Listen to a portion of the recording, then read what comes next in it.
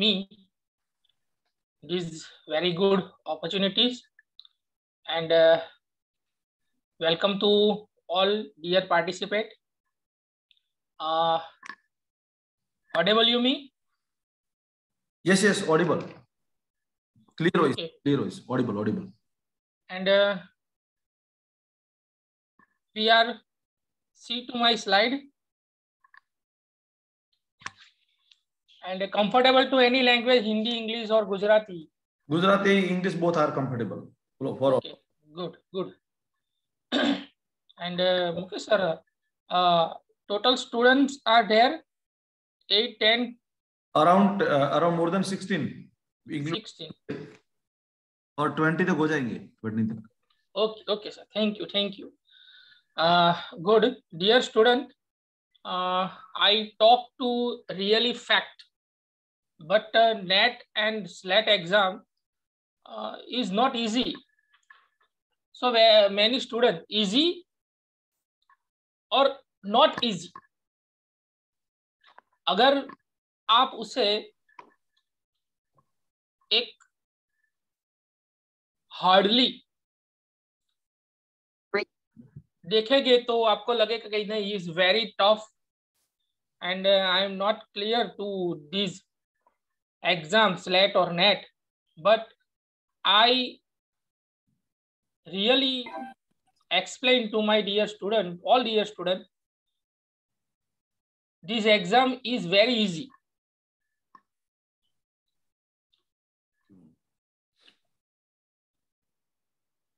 पहले मैं आपको ये सूचित कर देना चाहता हूं, मैं देख रहा हूं निकिता है, मिताली है, जानकी, जल्पा, तो मैं डियर स्टूडेंट, सब मेरे स्टूडेंट को ये पहले डिसाइड कर देना चाहता हूँ पहली 5 मिनट्स में कि आपको डरना नहीं. SLAT और NET कोई मतलब हार्ड एग्जामिनेशन नहीं है. आप लोग बहुत सारे क्रैक करते हैं, तो आप क्यों नहीं कर सकते, ये सोचो पहले. तो बहुत सारे बच्चे क्या करते हैं, हमें NET SLAT क्लियर करना है, बहुत सारी पढ़ाई करना है, मुझे बहुत सारी पढ़ाई करना है, इतनी सारी बुक्स मुझे मतलब पढ़ लेनी है, उसे रीडिंग कर लेना है, उसमें जो टॉपिक है वो सब टॉपिक भी मुझे देख लेना है. नहीं, ऐसा मत कीजिए. यदि आप ऐसा कर रहे हो तो यू आर रॉन्ग. आपको उसका जो सिलेबस है, वो सिलेबस पहले आपको एक कंप्लीट करना है. सिलेबस ध्यान से देखना है, कौन से टॉपिक में कौन से टॉपिक के रिलेटेड आपको पढ़ना है, कितना पढ़ना है, वो बहुत जरूरी है. मतलब स्मार्ट वर्क करना है आपको. आपको यहाँ पे बहुत सारी पढ़ाई नहीं करनी है, लेकिन बहुत सारी पढ़ाई में से मुझे क्या इम्पोर्टेंट है, क्वेश्चन किस तरह के आएंगे, कौन से टॉपिक के रिलेटेड ज्यादा अभी तक पूछा गया है, या फिर उसके क्वेश्चन किस तरह से आए हैं, या क्वेश्चन किस तरह से पूछे जा रहे हैं, टाइप्स ऑफ क्वेश्चन क्या है. तो आपको ये डिसाइड करना है कि मुझे क्या करना है. आप स्लाइड देख रहे होंगे, तो बैंकिंग एंड फाइनेंशियल इंस्टीट्यूशन में overview of Indian financial system. तो overview of Indian financial system में आपको क्या करना है, पढ़ाई क्या करनी है आपको, ये आपको देखना है कि मुझे पढ़ाई क्या करनी है. मैंने 40 अराउंड स्लाइड बनाई हुई है, आप 1 by 1 देखेंगे, लेकिन आप प्लीज मुझे सुनिए. आप अच्छा लिसनर बन पाओगे तो अच्छा रिटनर भी बन पाओगे. आप अच्छा सुनोगे नहीं तो अच्छा लिख कैसे पाओगे. तो आप सिर्फ मुझे सुनिएगा. 30 मिनट का हम इंटरेक्शन सेक्शन रखेंगे. मैं आपको जो बता रहा हूँ, आप में यदि उसमें कोई दिक्कत है या आपका कोई क्वेश्चन है, तो प्लीज आप मुझे कह दीजिए कि सर ये टॉपिक थोड़ा हमें समझाइए, इसमें हमें क्वेरी है या हम नहीं समझ पा रहे हैं. Overview of Indian financial system. यदि आप कॉमर्स के स्टूडेंट्स हैं तो कॉमर्स में SY BCom SEM 3 में IFS इंडियन फाइनेंशियल सिस्टम एक सब्जेक्ट ही आ रहा है. तो मतलब ओवरव्यू में आपको क्या पढ़ना है, पूरी हिस्ट्री नहीं पढ़नी है कि 200 साल पहले, 500 साल पहले, 700 साल पहले क्या हुआ था, ये पढ़ाई नहीं करनी है. आपको छोटे छोटे जो टॉपिक है वो टॉपिक आपको डिसाइड करना है और उसी पे आपको ध्यान लगा के पढ़ना है. जैसे कि overview of Indian financial system की बात करेंगे तो ईस्वी सन 700 में सर्वप्रथम मतलब फर्स्ट बैंक चालू हुआ था, बैंक ऑफ इंग्लैंड. रेडी। तो आपको ये याद रखना है कि बैंक ऑफ इंग्लैंड कब स्टार्ट हुआ था या उसकी स्टार्टिंग प्रोसेस क्या थी। रेडी। ये नेक्स्ट स्लाइड में जब आपको बताऊंगा तब मैं कहूंगा कि आप यहाँ देखिए, ये आपके लिए इम्पोर्टेंट है। अभी सिलेबस की जो स्लाइड मैंने बनाई है उस टॉपिक के रिलेटेड ही मैं आपको समझाऊंगा। तो बैंक ऑफ इंग्लैंड स्टार्ट हुआ 1770 में। तो ये याद रखिए कि बैंक ऑफ इंग्लैंड कब स्टार्ट हुआ। रेडी, ये याद रखना है। दूसरा आपको overview of Indian finance system में ये याद रखना है कि बैंक BAN के हम जो लिख रहे हैं बैंक, तो ये बैंक शब्द कैसे आया, उसका अस्तित्व कैसे हुआ, मतलब ये स्टार्ट कैसे हुआ। तो इसके बारे में कई सारे मान्यताएं है कि भाई बैंक शब्द जो वर्ड्स आया हुआ है वो बैंकस, बेंचो, बैंक्स, बैंकर्स अथवा बैंकुस, ये बहुत सारे ऐसे जर्मन वर्ड्स है, इटाली वर्ड्स है, तो उसमें से आया हुआ है। लेकिन CHO अथवा पढ़ के आप पास नहीं हो पाओगे। तो कई सारी ऐसी यूनिवर्सिटीज है और पॉपुलर की भी बहुत सारी ऐसी बैंकिंग एलिमेंट्स एंड इंश्योरेंस की जो बुक्स है उसमें ये जो नेट का सिलेबस है उसके रिलेटेड बहुत ही सारा मटेरियल दिया हुआ है। तो बैंक शब्द है उसकी जो उत्पत्ति, मतलब जो आया हुआ है, मैंने कहा ना BANCUS, बैंक्स अथवा बैंक्यूस अथवा बैंक्यू BANQUE, या फिर बैक, जर्मन शब्द बैक BAC के बैक, या फिर लास्ट जो इटाली का वर्ड है, इटालियन शब्द बैंको पे से बेंचो शब्द आया। और मैंने कहा ना कि प्रोफेसर राव ने उस टाइम जो कमिटी डिसाइड हुई थी कि भाई हमें किस तरह ये जो बैंकिंग क्षेत्र है उसे किस तरह डेवलप करना है, तो जो राव कमिटी थी, तो राव कमिटी इस नतीजे पे पहुंची थी कि भाई जो बैंक शब्द है वो बेंचो यानी BANCO बैंको और BANCHO बेंचो शब्द से उपस्थित हुआ है, या उसकी शुरुआत इससे हुई है। रेडी। तो मैंने अभी जो आपको कहा उसमें से आपको 3 वर्ड या 3 क्वेश्चन याद रखने, मतलब बैंक ऑफ इंग्लैंड की स्थापना कब हुई 1700, या फिर आपको ये याद रखना है कि बैंक शब्द कहाँ से आया, तो इटालियन शब्द BANCHO बेंचो या फिर BANCO बैंको पे से आया। किसने इस शब्द यहाँ से आया है ऐसा ढूंढा या उसकी प्रस्तुति की, तो प्रोफेसर राव या नहीं, राव कमिटी ने ऐसा डिसाइड किया या राव कमिटी ने ऐसा कहा कि बैंको शब्द या बैंक शब्द वो बेंचो पे से आया। और आपको ये मालूम होना चाहिए कि BANCHO बेंचो तो ये किस तरह उपस्थित हुआ।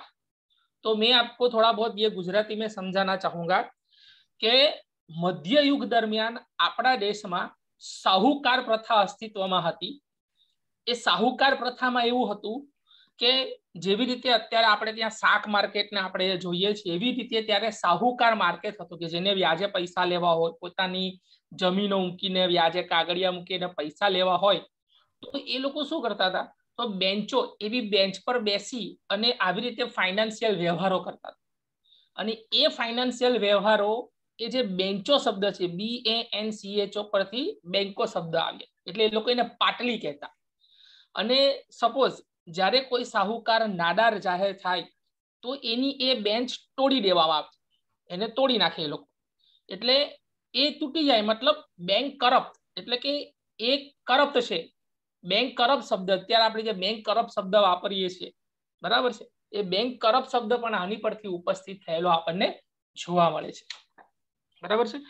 એટલે આગળ આપણે જોઈએ તો તમને બધાને મારા ડિયર સ્ટુડન્ટ ને ખબર છે કે 1829 થી 1832 માં જ્યારે કટોકટી આવી, એ તો આપણને નથી ખબર કટોકટી શું હોય છે, ત્યારે આપણા દેશના જે રાજાઓ હતા એ રાજાઓએ કેટલીક એજન્સી સ્વરૂપની બેંકોની શરૂઆત કરી।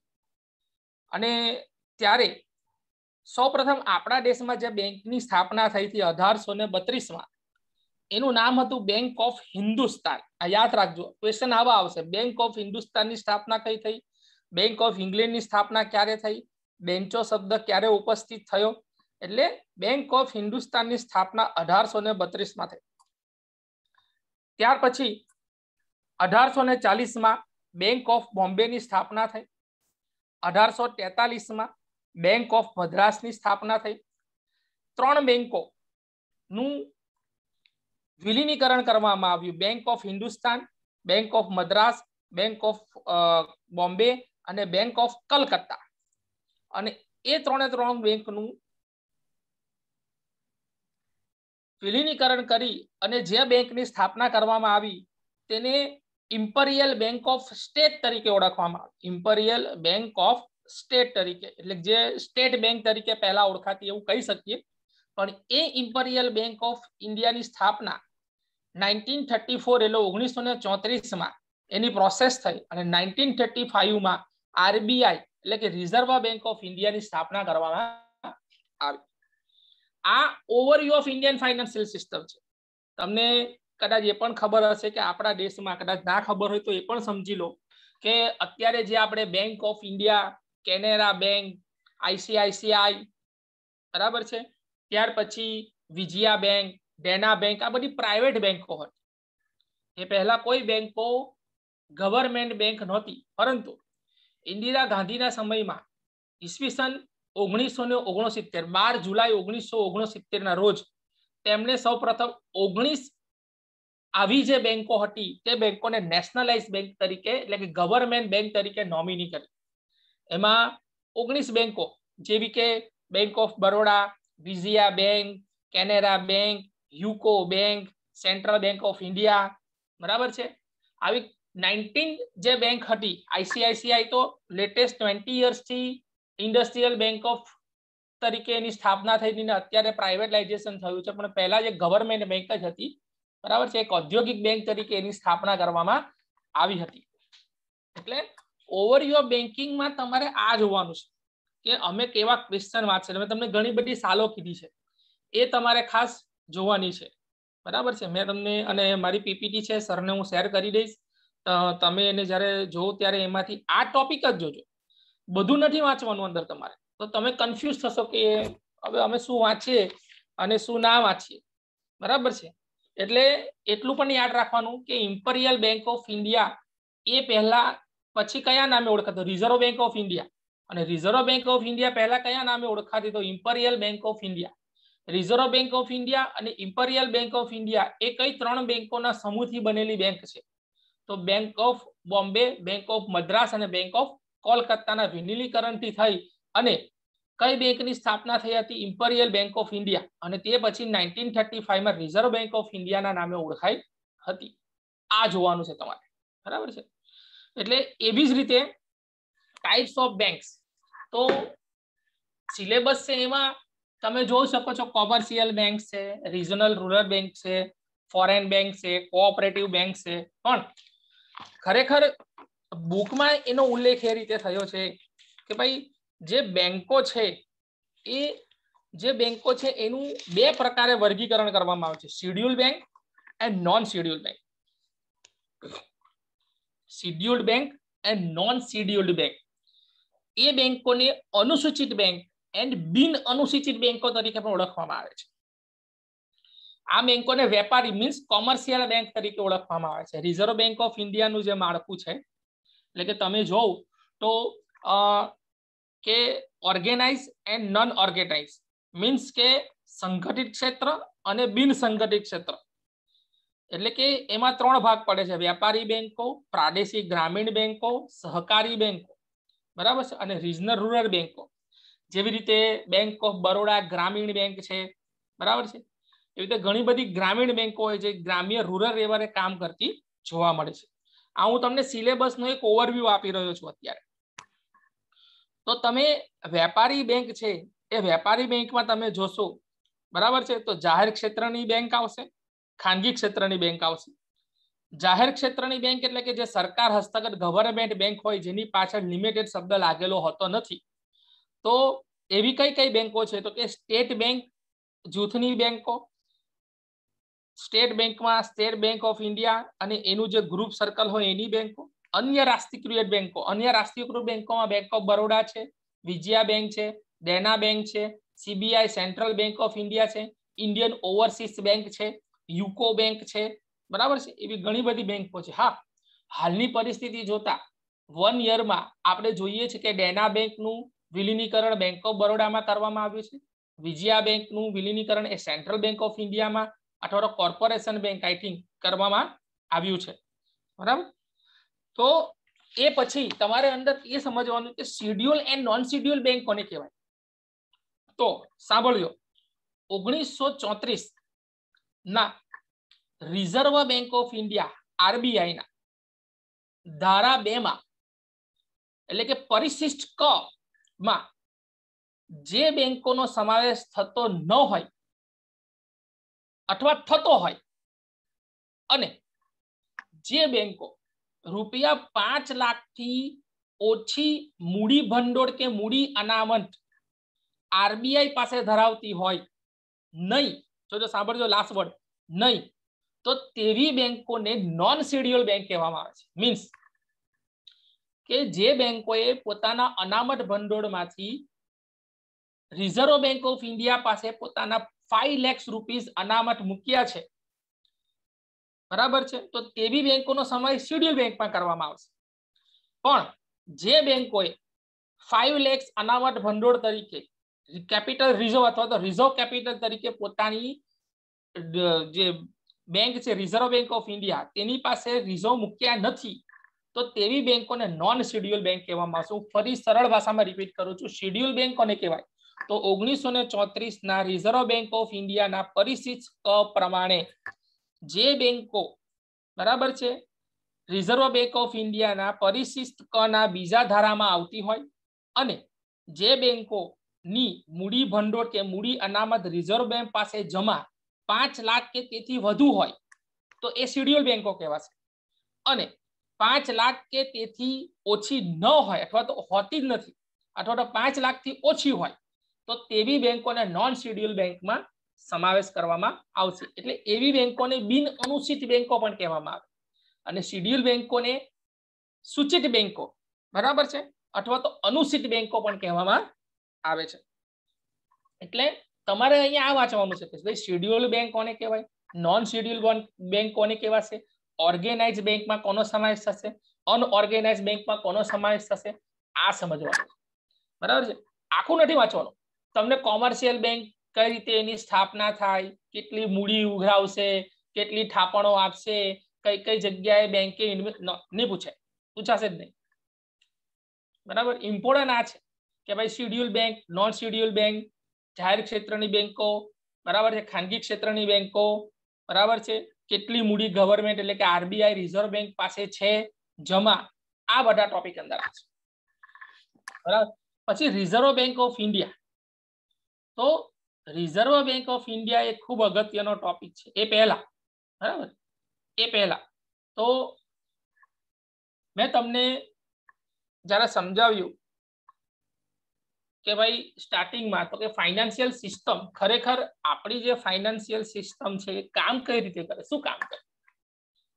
अमे मने हजू पण याद छे के ज्यारे हूँ मारा क्लास में जाऊं अने विद्यार्थीओने एम पूछूं के बैंक में केटला प्रकारना खाता खोलवामां आवे छे तो विद्यार्थीओने नथी आवडता, तो एने समझो के भाई केटला खाता, वेरियस टाइप्स ऑफ एकाउंट केटला होय छे, फाइनेंशियल सिस्टम नु मेन वर्क शुं होय छे, एना ऑब्जेक्टिव्स, एना कैरेक्टरिस्टिक्स, एना फंक्शन, एना एडवांटेजेस, एना डिसएडवांटेजेस एंड वर्किंग प्रोसेस कई रीते वर्क करे छे।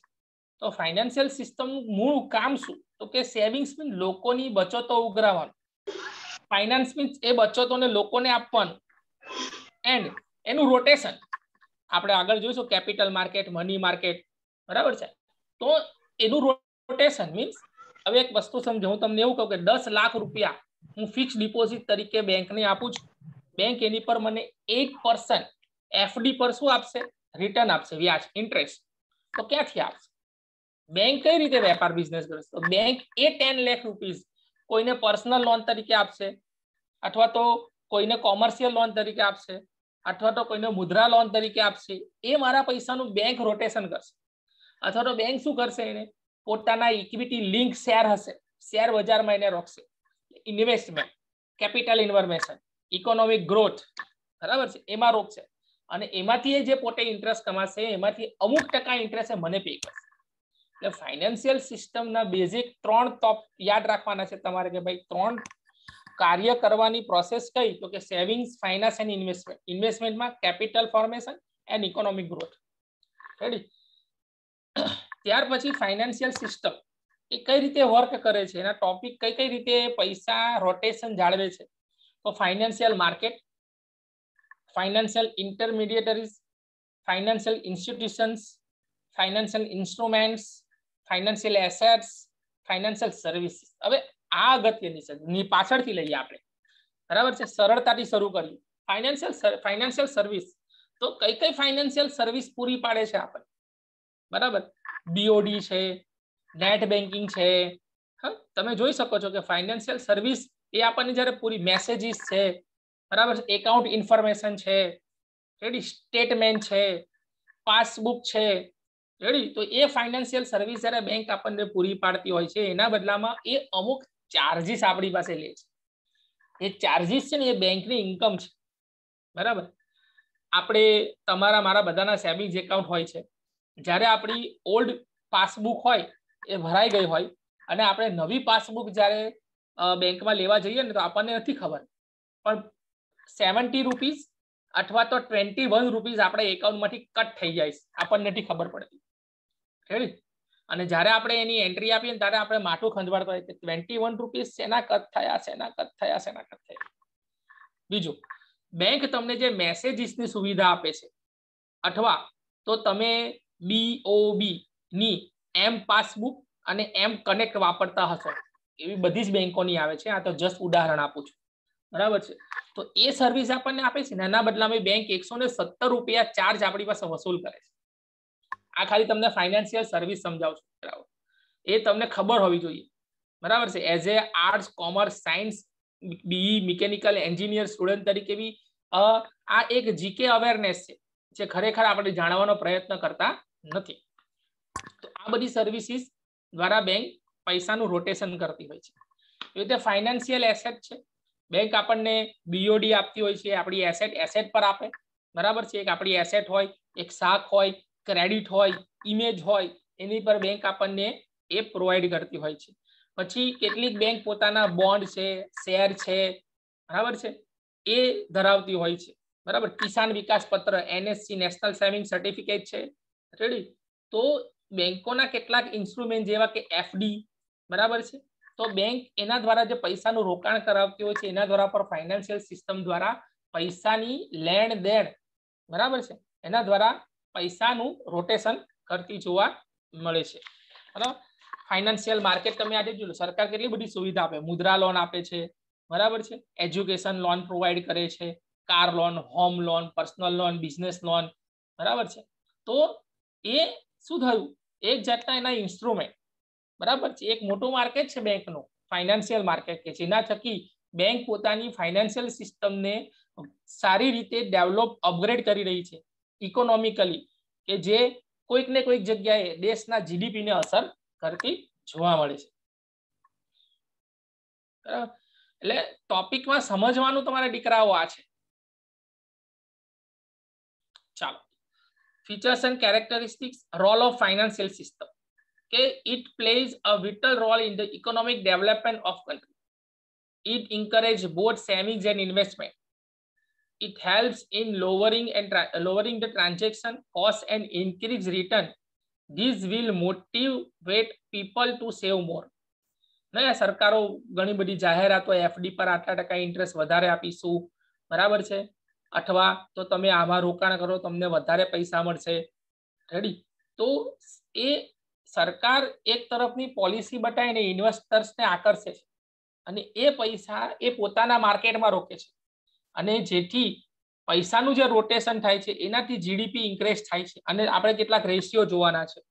મને મુકેશ સરે કીધું કે સર ખાસ આ સમજાવજો બાળકોને, અને સરની વાત ખૂબ સાચી છે. સીઆરઆર, આરઆર, એસએલઆર, બરાબર છે. ત્યાર પછી બેંક રેટ, એમએસએફ રેટ, આ બધા ખાસ એના રેટ ઓફ ઇન્ટરેસ્ટ પૂછાય છે અને એના ફૂલ ફોર્મ, બરાબર છે. કેશ રિઝર્વ રેશિયોની શોર્ટ નોટ નથી પૂછાવાની નેટ કે સ્લેટના પેપર, પણ કેશ CRR તો એનું તમને ફૂલ ફોર્મ ખબર હોવું જોઈએ. કેશ રિઝર્વ રેશિયો, RRR તો રેપો રેટ, RRR તો કે રિવર્સ RRR નું ફૂલ ફોર્મ છે અંદર, આઈ થિંક કદાચ મારી ભૂલ હશે બોલવામાં, એટલે આવે ત્યારે આપણે જોઈશું. Reverse repo rate, yes, RRR reverse repo rate. SLR statutory liquidity ratio આ આવશે પાછું, બરાબર છે. એટલે જ્યારે બી આપણે જોઈશું લેટેસ્ટ એનો રેટ ઓફ ઇન્ટરેસ્ટ કેટલો છે એ ખાસ જોવાનું, એ ખૂબ પૂછાય છે. કારણ કે 2016 અને 2017 ના સ્લેટના પેપર જોયા ને તો 8 થી 10 question A banking and financial એટલે કે આ ફાઇનાન્શિયલ ઇન્સ્ટિટ્યુશન અને ઇન્સ્યોરન્સ ના પૂછાય છે. 8 થી 10 ક્વેશ્ચન, બરાબર છે. અને 8 થી 10 ક્વેશ્ચન મેં જોયા, બરાબર છે, 2016 અને 2017 ના પેપરના, તો બધામાં કોઈ લોંગ ક્વેશ્ચન નથી પૂછાયો. પણ SLR નું પૂરું નામ શું છે, RRR નું પૂરું નામ શું છે, અથવા તો cash reserve ratio CRR cash reserve ratio CRR નો લેટેસ્ટ રેટ ઓફ ઇન્ટરેસ્ટ કેટલો છે, બરાબર છે, એ વધારે પૂછાય છે. ત્યાર પછી વચ્ચે એક ટોપિક તમને ખાલી સમજાવી દો, પછી આપણે આગળ વધીએ એની અંદર, કે GST goods and service tax ની સ્થાપના ક્યારે થઈ. અને એમાં બી તમે જોતા હશો કે CGST, SGST, IGST અને UGST આ 4 પાર્ટ પડે છે. આના ફૂલ ફોર્મ પૂછાય છે, બરાબર. CGST SGST ક્યારે લાગે, CGST SGST IGST ક્યારે લાગે, CGST SGST UGST ક્યારે લાગે, બરાબર. એટલે એના તો પહેલા ફૂલ ફોર્મ તમને આવડવા જોઈશે અને ક્યારે લાગી. એટલે કે એક જ સ્ટેટમાં માલની અવર જવર કરતા હોય તો IGST લાગતો નથી, પણ એક અને બીજા સ્ટેટની વચ્ચે તમે જ્યારે માલની અવર જવર કરતા હોવ ત્યારે IGST કે UGST એ CGST અને SGST સાથે લાગે છે. હવે તમે આપણે છે ને કોમર્સના સ્ટુડન્ટ હોઈએ ને તોય આપણે પેટ્રોલ પુરાવ્યું હોય, હોટલમાં જમવા ગયા હોય કે યુનિવર્સિટીની કેન્ટીનમાં જમ્યા હોય તો આપણે કોઈ જગ્યાએ બિલ નથી માંગતા, આપણને આદત નથી. પણ અંદર સ્પષ્ટ ઉલ્લેખ થયેલો હોય છે કે તમે ભારતની ભુજની કોઈ હોટલમાં જમવા જાઓ તો તમને CGST અને SGST જ લાગશે. C મીન્સ સેન્ટ્રલ ગવર્મેન્ટનો goods and service tax, S means state ગવર્મેન્ટનો ગુડ્સ એન્ડ સર્વિસ ટેક્સ, બરાબર.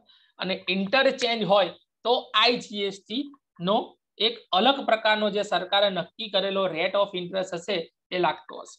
એટલે આવું પૂછાય છે. બધું વાંચવાની જરૂર નહીં દીકરાઓ, તમે જેટલું વધારે વાંચશો ને એટલા કન્ફ્યુઝ થશો, બરાબર છે. એટલે એના ફ્યુચર્સમાં બી કોઈ એક ટોપિક તમને પૂછાશે. જો મેં તમને કીધું કે 2 સ્લાઇડ તમે જોશો તો મેં 14 લીધા છે, પણ એના સિલેબસમાં 20 આપ્યા છે. એમાં સૌથી ઇમ્પોર્ટન્ટ 1 અને 4 નંબરનો, બરાબર, અને 11 નંબરનો એ ખાસ યાદ રાખજો. It brings accountability for investors. અને 14 માં એવું કીધું છે, it helps in promoting the process of financial depending and broadening. Financial depending means increasing financial assets as a percentage of GDP, and financial broadening means building and increasing number and variety of participant and instrument. मतलब કે ભાઈ એ જે financial process છે GDP ને કઈ રીતે અસર કરે છે એ આપણે જ્યારે CRR ને RRR સમજીશું ને ત્યારે એને જોઈશું. યસ, મેં તમને વચ્ચે ઉભા રહીને અને schedule bank and non schedule bank સમજાવ્યું કે RBI ના જે એપેક્સમાં સમાવેશ થાય છે શેડ્યુલ બેંક અને નોન શેડ્યુલ બેંક. શેડ્યુલ બેંકમાં commercial bank and cooperative bank, commercial બેંકમાં પબ્લિક સેક્ટર બેંક 26 લખી છે, જો private sector bank 21, foreign bank 36, regional rural બેંક્સમાં 82 બેંકનો સમાવેશ થાય છે. પબ્લિક સેક્ટર બેંકમાં SBI અને associate banks, other nationalised bank and others public sector બેંકનો સમાવેશ પબ્લિક સેક્ટરમાં થાય છે. પ્રાઇવેટ બેંકમાં ઓલ્ડ 14 બેંક જે જૂની હતી એનો સમાવેશ થાય છે, ICICI, HDFC, બરાબર છે. ન્યૂ જે 7 બેંકની સ્થાપના થઈ હશે, કદાચ તમે નવું નામ સાંભળ્યું હોય, RBL, capital finance, Bajaj finance, okay whatever. And cooperative બેંક્સમાં urban cooperative bank and state cooperative બેંકનો સમાવેશ થાય છે. તમને નામ આપી દઉં, જેવી રીતે કે Surat peoples bank, Varachha cooperative bank, Varachha urban bank, અથવા તો સુરત અર્બન કોઓપરેટિવ સેન્ટર અથવા તો કોઓપરેટિવ પ્રાઇવેટ લિમિટેડ, આ બધાનો સમાવેશ આની અંદર થતો હોય છે. બરાબર છે. ખેડા ડિસ્ટ્રિક્ટ હોય તો ખેડા જિલ્લા સહકારી મંડળી અથવા સહકારી મંડળ સંચાલિત બેંક, એવી બધી બેંકોનો સમાવેશ કોઓપરેટિવ જે સહકારી ધોરણે રચાયેલી બેંકો હોય એનો સમાવેશ અહીંયા થતો હોય છે. પણ તમારે શેડ્યુલ એન્ડ નોન શેડ્યુલ બેંકની ડેફિનેશન ખાસ યાદ રાખવાની છે કે શેડ્યુલ બેંકમાં કોનો સમાવેશ થાય છે એન્ડ નોન શેડ્યુલ બેંકમાં કોનો સમાવેશ થાય છે. ફાઇનાન્શિયલ ઇન્ટરમીડિયેટરી ઇન ઇન્ડિયા, એમાં મેં તમને કીધું સંગઠિત ક્ષેત્ર અને બિન સંગઠિત ક્ષેત્ર, એટલે કે organise sector and unorganise sector. Unorganise સેક્ટરમાં કોનો સમાવેશ થાય તો કે મની લીડર્સ છે, બરાબર, ઇન્ડિયન બેન્કર્સ છે, બ્રોકર્સ, આ બધા બ્રોકર્સ હોય ને, તમે ડિબેટ એકાઉન્ટ ના હોય, શેરની ખરીદ વેચાણ કરતા હોય, ટ્રેડર્સ એન્ડ લેન્ડલોઅર્સ, એટલે કે જે બિલ્ડર્સ પ્રોપર્ટી નું લે વેચ કરતા હોય, બરાબર, એ બધા જે અનઓર્ગેનાઇઝ સેક્ટર છે, બરાબર છે, એનો સમાવેશ થાય છે. ઓર્ગેનાઇઝમાં capital market intermediary and money market intermediary. Money માર્કેટમાં reserve bank of India, commercial બેંકો, કોઓપરેટિવ બેંકો, પોસ્ટ ઓફિસ સેવિંગ્સ એકાઉન્ટ બેંકો, ગવર્મેન્ટ ટ્રેઝરી જે હોય એનો સમાવેશ જોવા મળે છે, બરાબર છે. ત્યારબાદ કેપિટલ માર્કેટમાં ડેવલપમેન્ટ બેંક છે, ઇન્સ્યોરન્સ LIC છે, LIC જેવી એની બીજી સંસ્થાઓ છે, બરાબર છે.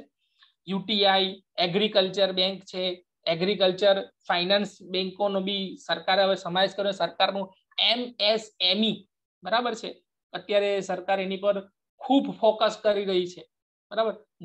ગવર્મેન્ટ ની જે PF સંસ્થા છે, ભવિષ્ય નિધિ સંસ્થા, બરાબર છે, પ્રોવિડન્ટ ફંડ, બરાબર, એક આખું યુનિટ છે સરકારનું. નેશનલ સેવિંગ સર્ટિફિકેટ, એમાં એક સમાવેશ થાય.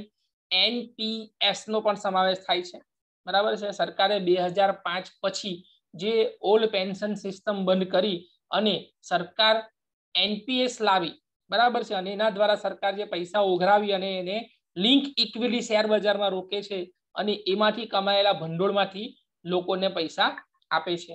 IRBI, એક્ઝિમ બેંક, MBFC, બરાબર. એક જ મિનિટ, તમને હું એક ટોપિક મારે તમને જરાક યસ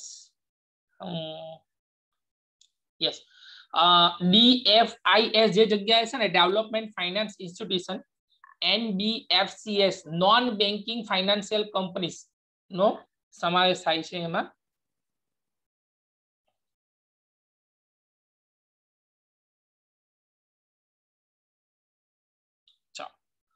ત્યારબાદ ડિપોઝિટ અને savings. Private and public sector બેંકના મુખ્ય બે કાર્યો કે જેમાં ડિપોઝિટ અને સેવિંગ્સ, કઈ રીતે ડિપોઝિટ ઉઘરાવી અને સેવિંગ્સ કરી અને કઈ રીતે બિઝનેસ કરવો. તો તમે કદાચ ચાર્ટ જોશો તો પ્રાઇવેટ એન્ડ પબ્લિક સેક્ટર બંને, અને ત્યાર પછી એરો જશે જો રૂરલ ડેવલપમેન્ટ બેંક તરફ, કદાચ તમે જોતા હો તો, બરાબર છે. PPT તમે સી કરતા હો તો બધા દીકરાઓ. Public and private sector bank છે, એમાં જો agriculture, SM enterprise, large and medium industries, trade, બરાબર છે, એના એમ્પ્લોયમેન્ટ અને level of standard of living, બરાબર છે, ઇકોનોમી જે હાઈ જાય અને ત્યાર પછી જે જીવન ધોરણ લોકોનું ઊંચું આવે એની અહીંયા વાત કરી છે. આ રીતે ફાઇનાન્શિયલ સિસ્ટમ પોતાનું વર્ક કરતી જોવા મળે છે આપણને. ત્યાર પછી રિઝર્વ બેંક ઓફ ઇન્ડિયાનો બહુ મોટો ટોપિક આવે છે કે રિઝર્વ બેંક ઓફ ઇન્ડિયાની સ્થાપના કેવી રીતે થઈ, એનું પ્રોસેસ, એનું રિફોર્મ કેવી રીતે હોય છે. તો તમે અહીંયા જોઈ શકો કે the evaluation of central banks can be traced back to the 17th century when risk bank, પહેલા રિસ્ક બેંકની એક જાતની સ્થાપના કરવામાં આવતી હતી. ધ સ્વીડ્સ, આપણે સ્વિસ બેંકનું નામ સાંભળ્યું છે. સૌ પ્રથમ એની સ્થાપના 1668 માં થઈ. ત્યારબાદ bank of England was founded in 1694. The central bank of the United state, the federal reserve establish 1914. was relatively a late entered to central bank arena. The Reserve Bank of India Central Bank started operation in 1935. પણ એ પહેલાની જે process છે ને એ ખૂબ જ સારી રીતે સમજવાની છે તમારે. યસ, આઈડિયા કે રિઝર્વ બેંક ઓફ ઇન્ડિયાની સ્થાપના કઈ રીતે થઈ. આપણે એવું કહીએ છીએ કે 1934 માં એની સ્થાપના થઈ, પણ મેં તમને કીધું કે રિઝર્વ બેંક ઓફ ઇન્ડિયા પહેલા કઈ બેંક હતી? Imperial bank of India. 3 બેંકોનું વિલીનીકરણ, bank of Bombay, bank of Madras અને બેંક ઓફ કલકત્તા. પણ એની પ્રોસેસ કઈ રીતે થઈ? તો 1926 માં royal commission on Indian currency and finance recommended creation of a central bank for India. 1926 માં એની ભલામણ કરવામાં આવી. 1927 માં એ બિલ પાસ કરવામાં આવી એસેમ્બલીમાં. 1933 માં the white paper on Indian constitutional reforms recommending the creation of Reserve Bank, a fresh bill was introduced in the Legislative Assembly.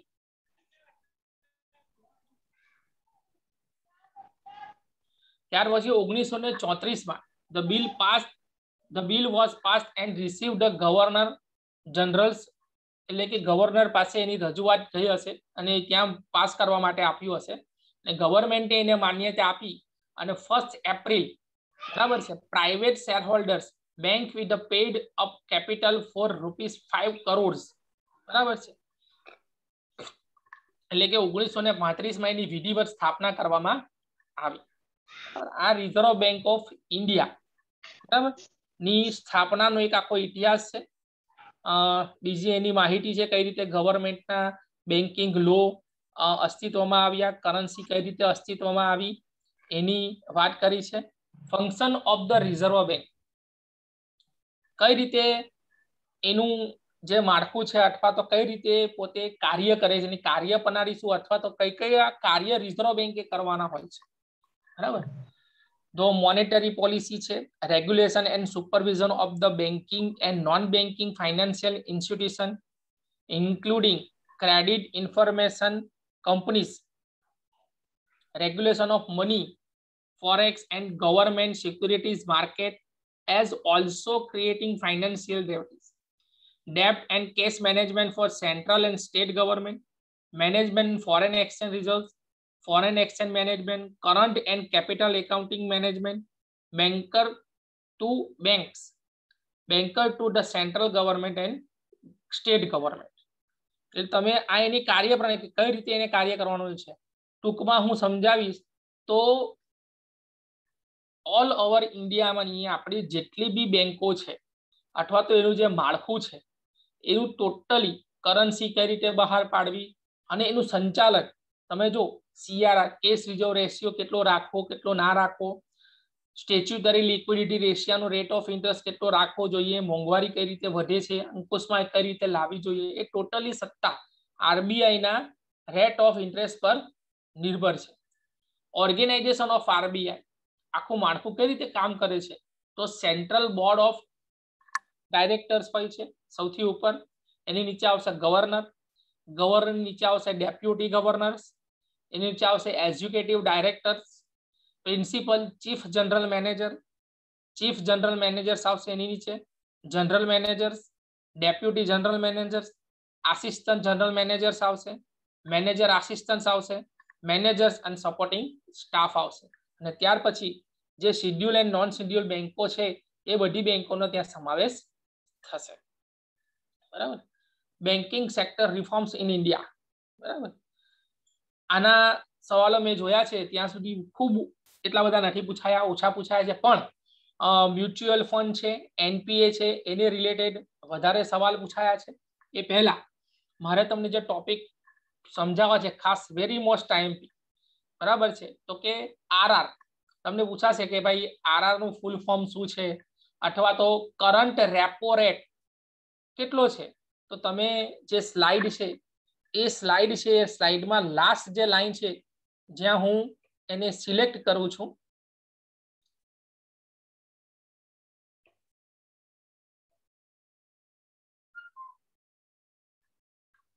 1 minute. Yes, એ કદાચ તમે જોઈ શકશો current repo rate as for February 2020 is 5.15%. તમે જોઈ શકશો. અને latest ratio કેટલા છે હું તમને છેલ્લી લાસ્ટ સ્લાઇડમાં બતાવીશ. બરાબર છે. રેપો રેટ, હવે બંનેને સાથે સમજવાનો પ્રયત્ન કરીએ કે રિઝર્વ બેંક ઓફ ઇન્ડિયા જ્યારે રેપો રેટ વધારે કે ઘટાડે તો એની પર નિર્ભર છે રેટ ઓફ ઇન્ટરેસ્ટ જેટલી બી લોન છે. બરાબર છે. વસ્તુ એટલે મોંઘવારી કેટલા દરમાં વધશે અને મોંઘવારી કેટલા દરમાં ઘટશે, it's dependent for repo rate. બરાબર. સરકાર નહીં પણ રિઝર્વ બેંક ઓફ ઇન્ડિયા જેટલો રેપો રેટ વધારશે કે ઘટાડશે એની પર આધારિત હોય છે. Reverse repo rate, reverse repo rate. બરાબર છે.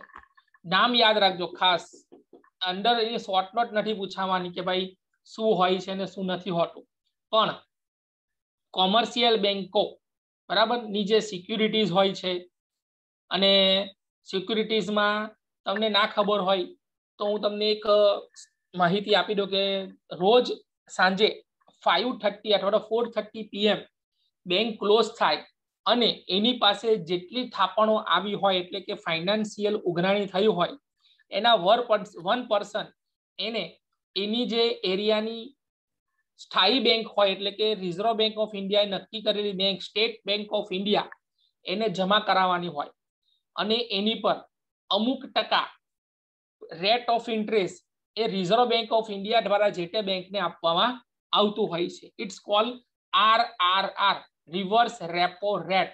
બરાબર છે.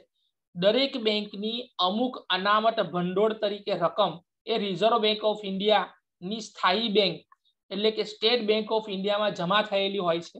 જ્યારે પણ કટોકટીની પરિસ્થિતિ સર્જાય અથવા તો NPA વધે ત્યારે એ બેંકો કે જેને પોતાની સ્થાયી બેંક એટલે કે સ્ટેટ બેંક ઓફ ઇન્ડિયા પાસે જે થાપણો મૂકી હોય એ થાપણો વસૂલ એટલે કે પાછી માંગી અને એની પર એની એ પૈસાથી પોતાની બેંકનું સંચાલન કરવા માટે એ બેંક નિર્ભર રહે છે. જોજો આ છે ને થોડુંક ક્રિટિકલ સમજવા જેવું વસ્તુ છે. બધાને કન્ફ્યુઝન કે રેપો રેટ એટલે શું અને રિવર્સ રેપો રેટ એટલે શું. રેપો રેટ મીન્સ બેંકની થાપણોમાં જે વધારો કરવાનો, FD નો રેટ ઓફ ઇન્ટરેસ્ટ હોય. બરાબર છે. ત્યાર પછી ફિક્સ ડિપોઝિટનો રેપો હોય અથવા તો બીજી સરકારની જે યોજનાઓ હોય એનો રેટ ઓફ ઇન્ટરેસ્ટ હોય એ ડિપેન્ડન્ટ હોય છે રેપો રેટ પર. એ જેટલો વધશે એને આધારે બેંક લોન કે મોંઘવારી વધશે. રિવર્સ રેપો રેટ મીન્સ સરકાર રિઝર્વ બેંક ઓફ ઇન્ડિયાની સ્થાયી બેંક, દરેક ડિસ્ટ્રિક્ટની સ્થાયી બેંક એટલે કે state bank of India, state bank of ઇન્ડિયાએ એ ભંડોળ રિઝર્વ બેંક ઓફ ઇન્ડિયાને ટ્રાન્સફર કરવાનું હોય છે. એટલે એની પર અનામત ભંડોળ પર અથવા તો પોતાની અનામતો પર રિઝર્વ બેંક ઓફ ઇન્ડિયા દ્વારા જે તે બેંકને જે રેટ ઓફ ઇન્ટરેસ્ટની ચૂકવણી કરવામાં આવે એને રિવર્સ રેપો રેટ કહેવામાં આવે છે. એ પણ નેક્સ્ટ સ્લાઇડમાં કદાચ તમે જોઈ શકશો રિઝર્વ રેપો રેટ રેશિયો. બરાબર છે.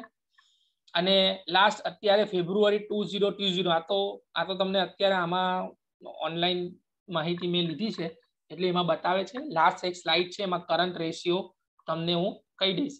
આ પૂછાશે latest reverse repo rate blank ખાલી જગ્યા કેટલા ટકા રહેલો છે અથવા તો રિવર્સ અથવા તો RRR બરાબર છે નો રેપો રેટ નો હાલનો દર કેટલો જોવા મળે છે. ઈસવીસન સાથે તમારે એને યાદ રાખવાનો છે સમયગાળા સાથે. એક સમજાવવાનો પ્રયત્ન કર્યો છે. રિવર્સ રેપો રેટ એમાં ડિક્રીઝ ધ માર્કેટ લિક્વિડિટી કઈ રીતે થાય છે and repo rate agreement increase the market liquidity કઈ રીતે થતી જોવા મળે છે રેપો રેટ થી અને રિવર્સ રેપો રેટ થી. તો તમે જોઈ શકો છો કે reserve bank of India lands to bank, commercial bank અને મોર કેશ ટુ લેન્ડ બોરોવર્સ. બરાબર. અને રિવર્સ રેપો રેટમાં રિવર્સ રેપો રેટ છે ઉપર તમે જોઈ શકો છો કે કોમર્શિયલ બેંકોથી બંને તરફે જોવા મળે છે. એક રિઝર્વ બેંક ઓફ ઇન્ડિયાને બી અનુલક્ષીને ધ્યાનમાં રાખીને રિવર્સ રેપો રેટનો દર નક્કી કરવામાં આવે છે અને લેસર કેશ ટુ લેન્ડ એટલે કે બોરોવર્સને પણ ધ્યાનમાં રાખી અને કોમર્શિયલ બેંકોની કામગીરી એ નક્કી કરવામાં આવતી હોય છે. સ્ટેચ્યુટરી લિક્વિડિટી રેશિયો SLR નું પૂરું નામ સ્ટેચ્યુટરી લિક્વિડિટી રેશિયો, બરાબર છે. બેંકની જે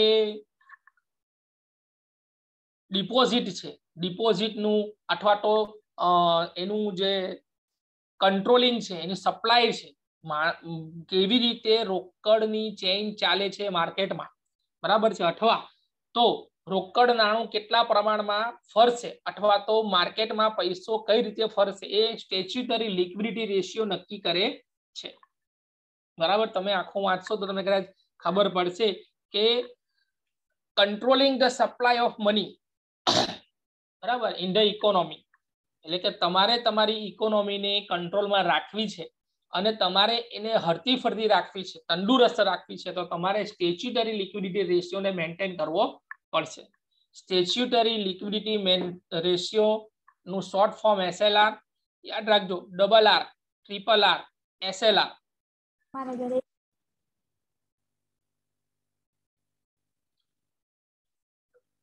પછી CRR, કેશ રિઝર્વ રેશિયો, બરાબર. માર્કેટમાં કેશ, બરાબર, રિઝર્વ રેશિયોનું પ્રમાણ કેટલું છે અથવા તો સરકાર કઈ રીતે એને જાળવી શકશે અથવા તો કઈ રીતે એનું રોટેશન જાળવવાનું છે, બરાબર છે. કરંટ કરન્સીને કેટલા પ્રમાણમાં તમારે ફુગાવાથી બચાવવાની છે, બરાબર. વૈભવભાઈ આપણે ઉપરથી સ્લાઇડ શો કરી નાખો એટલે થોડી મોટી થઈ જશે સ્લાઇડ. ઓકે ઓકે, એટલે શું દેખાય ને, થોડું નાનું દેખાય છે ને. ડન. ઓકે.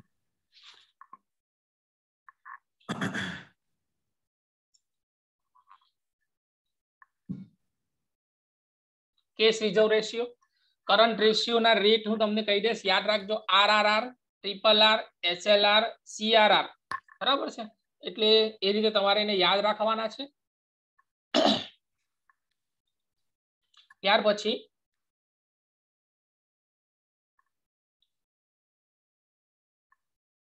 એક મિનિટ,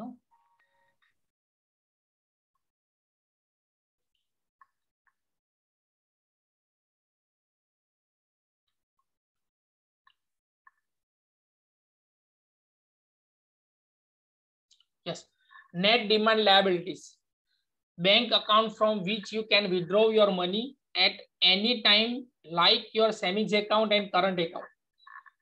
And time liabilities આ RBI દ્વારા એક નક્કી કરવામાં આવતી યોજના છે. તમે તમારી નેટ આ બેંકોને રિલેટેડ છે, નોટ ફોર કસ્ટમર્સ એન્ડ બોરોવર્સ, બરાબર. એન્ડ કોલ રેટ આ એક નવું છે, દર મંથલી, બરાબર છે, સરકારનો રિઝર્વ બેંક ઓફ ઇન્ડિયા દ્વારા એક કોલ રેટ બદલાતો હોય છે જે બેંકોને અસર કરે છે. એ પ્રમાણે બેંક પોતાના જે રેટ ઓફ ઇન્ટરેસ્ટ છે એમાં વધારો કે ઘટાડો કરતી જોવા મળતી હોય છે. એન્ડ બીજું એ ખાસ અસર કરે છે FD છે, જે મોટું ભંડોળ તમને જોવા મળે છે બેંકોમાં, એને અસર કરતું જોવા મળે છે કોલ રેટ. આ નવું છે, બરાબર છે. એટલે આ એક ટોપિક હતો એટલે મેં લઈ લીધો છે ખાલી એક સમજવા માટે, બાકી અગત્યનું નથી, બરાબર. MSF, marginal standing facility, it is a special window for banks to borrow from RBI and against approved government securities in emergency situation, બરાબર છે. કે અને એની પર બી ગવર્મેન્ટ, જો તમે હું અંડરલાઈન કરું છું, એનો બી તમે રેટ ઓફ ઇન્ટરેસ્ટ જોઈ શકો છો, MSF નો માર્જિનલ સ્ટેન્ડિંગ ફેસિલિટી, બરાબર. આ દરેક બેંક માટે હોય છે. પોતાની કમાણીના એટલે કે પોતાના બિઝનેસના અમુક પર્સન્ટેજ જે રિઝર્વ બેંક પાસે રિઝર્વ રાખ્યા હોય છે એની પર, અત્યારે ધારો કે કોરોના જેવી પરિસ્થિતિ ચાલે છે, તો રિઝર્વ બેંક ઓફ ઇન્ડિયા દરેક બેંકને માર્જિનલ સ્ટેન્ડિંગ ફેસિલિટી તરીકે 4.25% એની કેપિટલ જે અનામત હશે ને એની પર આપશે, બરાબર. પછી bank rate, repo rate is short term at which central bank lends money to other banks or financial institution. Bank rate is not used by RBI for monetary management now. It is now same as the MSF rate. એટલે જે bank rate છે એ MSF marginal standing facility જેવો જ બેંકનો એક rate છે, જે કસ્ટમરને કોઈ લેવા દેવા નથી, પણ રિઝર્વ બેંક ઓફ ઇન્ડિયા અને એની શેડ્યુલ બેંકો છે એની સાથે એને લેવા દેવા છે. ત્યાર પછી લેટેસ્ટ અત્યારે તમે જો latest RBI bank rates in Indian banking 2022 એટલે કે SLR liquidity statutory liquidity ratio હાલમાં 18% છે, cache reserve ratio 3%, એસએફએસ rate ratio છે 4.25, રેપો રેટ છે 4%, રિઝર્વ રેપો રેટ છે 3.35, બેઝ રેટ છે આઈએસ બેઝ રેટ બરાબર સરકારનો બેઝ રેટ હોય છે દરેક બેંકો માટે 8.15 to 9.40. આનાથી વધારે interest government bank and private bank વસૂલ કરી શકે નહીં, અથવા તો લોન પર વસૂલ કરી શકે નહીં કે કસ્ટમરને સેવિંગ્સ એકાઉન્ટ પર આપી શકશે નહીં. બેઝ રેટ આનાથી વધારે દરેક બેંક વ્યાજ એટલે ઇન્ટરેસ્ટ ઉઘરાવી શકશે નહીં કે ઇન્ટરેસ્ટ ચૂકવી શકશે નહીં. બેઝ રેટ બરાબર છે. એટલે પરીક્ષામાં એક્ઝામમાં તમને આવા ક્વેશ્ચન પૂછાશે. એક્ઝામ આવશે હમણાં, હું તમને હવે એક્ઝામ રિલેટેડ થોડી એક ક્વેશ્ચન 10 મેં લીધા છે એની થોડી ચર્ચા કરી લઉં, ત્યાર પછી તમને થોડાક જે કોઈ પ્રશ્નો કે ક્વેશ્ચન હોય તે તમે મને પૂછજો, બરાબર છે, વાંધો નથી. પણ જે સિલેબસ છે મારે તમને ફરીથી આ જ કહેવું છે કે જે સિલેબસ છે એ સિલેબસને અનુરૂપ બરાબર છે ટૂંકા જે પ્રશ્નો નીકળતા હોય એવા પ્રશ્નો તમારે વધારેમાં વધારે ધ્યાને લેવા. Schedule bank, non schedule bank બરાબર છે, બેંકની સ્થાપના કઈ રીતે થઈ, કયા શબ્દો કેટલા પ્રમાણમાં અસ્તિત્વમાં કેવી રીતે આવ્યા, કઈ કમિટીએ શબ્દો આપણને આપ્યા છે એ કમિટીના નામ છે તે, ત્યારબાદ કઈ બેંકોના rate of interest fix deposit પર કેટલા છે, જીએસટી એક નવો ટોપિક છે એટલે જો અમુક વાર તો એવું પણ પૂછાયું છે સ્લેટના પેપરમાં કે ફૂલ નેમ બ્લેન્ક જીએસટી મતલબ પૂરું નામ ખાલી જગ્યા છે જીએસટી નું, તો ગુડ્સ એન્ડ સર્વિસ ટેક્સ એની સ્થાપના ક્યારે થઈ એ પૂછાય છે, બરાબર છે. અને મેં તમને સમજાવ્યું તે સીજીએસટી, આઈજીએસટી, યુજીએસટી, એસજીએસટી, ખાસ એના રેટ ઓફ ઇન્ટરેસ્ટ, કઈ પ્રોડક્ટ પર કેટલા રેટ ઓફ ઇન્ટરેસ્ટ છે, પેટ્રોલ પર કેટલા છે, તમે ફૂડ આઇટમ છે એની પર કેટલા છે, ટેક્સટાઇલ માર્કેટ છે એની પર 5% 5% હતા અને વધારીને 12% સરકારે કર્યા, ઘટાડીને સરકારે પાછા 5% કરી દીધા. હમણાં જ 3 days પહેલા ફૂટવેર ઉદ્યોગની આખા ભારત બંધની એલાન હતી, તો એમાં પણ એટલા માટે એ લોકોએ વિરોધ કર્યો હતો કે ભાઈ 5% જે રેટ ઓફ ઇન્ટરેસ્ટ હતો તે વધારીને સરકારે 12% કર્યું. મીન્સ કઈ પ્રોડક્ટ પર કેટલો રેટ ઓફ ઇન્ટરેસ્ટ સરકાર દ્વારા નક્કી કરવામાં આવ્યો છે ઇઝ વેરી મોસ્ટ ઇમ્પોર્ટન્ટ. એ વધારે સવાલો તમે જોવા મળે છે. મેં જોયા જ હમણાં પેપર છે જે મારી પાસે, એમાં એકાદ બે ક્વેશ્ચન હું પહેલા લઈ લઉં તમારી સાથે શેર કરી લઉં, કદાચ સ્ક્રીન શેર થાય તો ઠીક, નહીં તો હું એ રીડ કરું છું.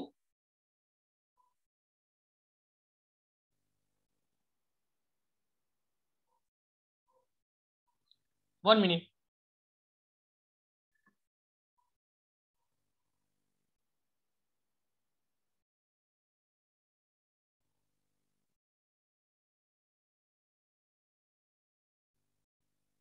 ફાઇલ ઓપન થાય છે.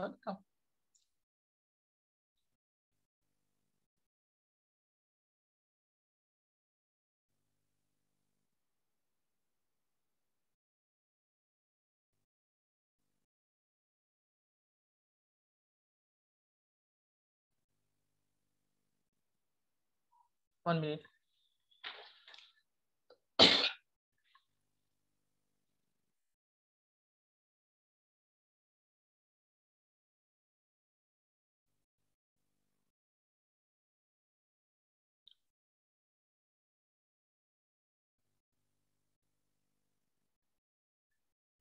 એક જ મિનિટ, ફાઇલ ઓપન થાય છે.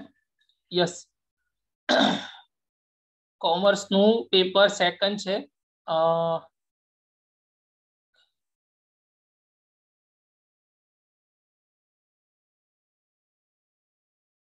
2017 નું આ પેપર છે. શેર નથી કરી શકતો. રેડી? ઓકે. એમાં સ્ટેટ બેંક ઓફ ઇન્ડિયાની સ્થાપના કયા વર્ષમાં થઈ, બરાબર છે, આવા સવાલ છે. જીએસટી ની સ્થાપના કયા વર્ષમાં થઈ, મતલબ જીએસટી લો ક્યારે અસ્તિત્વમાં આવ્યો. 6 નંબર અને 7 નંબરનો આ ક્વેશ્ચન છે, બરાબર છે. ત્યાર પછી જીએસટી ને લગતો એક ક્વેશ્ચન છે, કાચા હીરાને જીએસટી માટેનો સ્થિર દર ખાલી જગ્યા છે અથવા તો સ્થિર દર કેટલો છે. મીન્સ કે કાચો જે હીરો છે, રો મટીરિયલ, બરાબર છે, તો જ્યારે તમે એનું ખરીદ વેચાણ કરો છો ત્યારે જીએસટી નો કેટલો દર એની પર લાગતો હશે. એટલે મેં તમને કીધું ને કે હવે એમાં હું તમને ઓપ્શન કહું છું કે સ્ટેટ બેંક ઓફ ઇન્ડિયાની સ્થાપના કયા વર્ષમાં થઈ. 1935, 1955, 1964 and 1969 આ ઓપ્શન છે, બરાબર છે. 1955. એટલે એટલું પણ યાદ રાખજો કે ઇમ્પેરિયલ બેંક ઓફ ઇન્ડિયાની જે સ્થાપના થઈ એ ઇમ્પેરિયલ બેંક ઓફ ઇન્ડિયા જે સ્ટેટ બેંક ઓફ ઇન્ડિયાના નામે ઓળખાતી હતી એ સ્ટેટ બેંક ઓફ ઇન્ડિયા પાછળથી રિઝર્વ બેંક ઓફ ઇન્ડિયાના નામે ઓળખાતી થઈ છે. એટલે આવા ક્વેશ્ચન વધારે પૂછાય છે. મારું કેવું તો વિદ્યાર્થીઓને એવું જ છે, મને ઘણા બધા વિદ્યાર્થીઓના ફોન આવે કે સર ભૂતપૂર્વ વિદ્યાર્થીઓ કે સર અમે હું સ્લેટની તૈયારી કરું છું તો કઈ બુક વાંચું, તો હું ના પાડું કોઈ બુક નથી વાંચવાની. બુક નથી વાંચવાની. અરિયન પબ્લિકેશન છે કે વોટેવર, કોઈના નામ નથી લેવા, પણ ઘણા બધા પબ્લિકેશન માર્કેટમાં છે અને એ બે બુકો પણ નિષ્ણાત વ્યક્તિઓએ તૈયાર કરેલી છે. એવું નથી કે નોલેજ વગરના માણસોએ તૈયાર કરી છે, પણ એ બુકો માત્ર ને માત્ર તમને એવું ગાઈડન્સ કરે છે કે આ ક્વેશ્ચન છે તો એનું સોલ્યુશન આ રીતે આવશે. તમારે જો ક્વેશ્ચનનું સોલ્યુશન શોધવું હોય તો એ બુક વાંચો, પણ એ બુક પર નિર્ભર ના રહો કે આવા જ સવાલ પૂછાશે. તમે સ્લેટ અને નેટના 10 વર્ષના છેલ્લા પેપર જોઈ લો તો એક પણ સવાલ રિપીટ નથી થયો. તમે જો, બરાબર છે, સવાલ રિપીટ નથી થતો, બરાબર. તમે જોજો 2 વર્ષના કોઈ પેપર હોય એને લઈને તમે બેસો, એકેય સવાલ રિપીટ નથી થતો, બરાબર. તો તમે અને એ સવાલ જો મોસ્ટલી સ્ટેટિસ્ટિક હોય તો એના સ્ટેટિસ્ટિકનો સવાલ પૂછાયો હોય તમને ક્વેશ્ચન તો અંદર તમે જોઈ શકો છો તો વધારેમાં વધારે પ્રમાણમાં તમને સૂત્રો પૂછાયા છે, બરાબર. કે ભાઈ કાલપ્રિયસને કયું સૂત્ર આપ્યું છે અથવા તો કાલપ્રિયસનનું, બરાબર છે, એનું સૂત્રનું આ છે ફોર્મેટ, અથવા તો કોઈ એક મુદ્દો હોય સહસંબંધ, બરાબર છે, તો સહસંબંધનું આ સૂત્ર કઈ રીતે, અથવા તો કાલપ્રિયસનની આ મેથડમાં કયા સૂત્રોનો ઉપયોગ થાય, તો નીચે સૂત્ર કયું છે. એટલે સવાલો આવા પૂછાય છે. હું બાળકોને મને બાળકો મારા ભૂતપૂર્વ વિદ્યાર્થી મને પૂછે ત્યારે હું એટલું જ કહું કે ધોરણ 11-12 commerce, FY, SY, TYT, MCOM સુધીના પેપરો તમારી પુસ્તકો વાંચો, વધારે સવાલો તમને અંદરથી આવશે અને થોડા જીકે ના ક્વેશ્ચન વાંચો તો તમે પાસ થઈ જશો. એટલે આ જ પેપર છે. એ પેપરમાં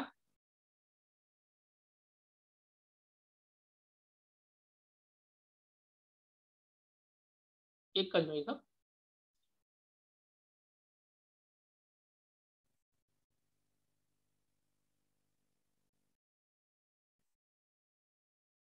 હું તમને એના નંબર સાથે કહું ને એટલે તમને થોડો ખ્યાલ આવે કે ના બરાબર છે, બરાબર.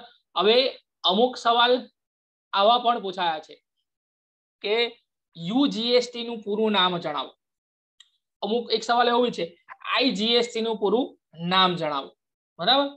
એટલે આવા સવાલ વધારે પૂછાય છે કે જેના ફૂલ ફોર્મ છે એ ફૂલ ફોર્મ તમે યાદ રાખો, બરાબર છે.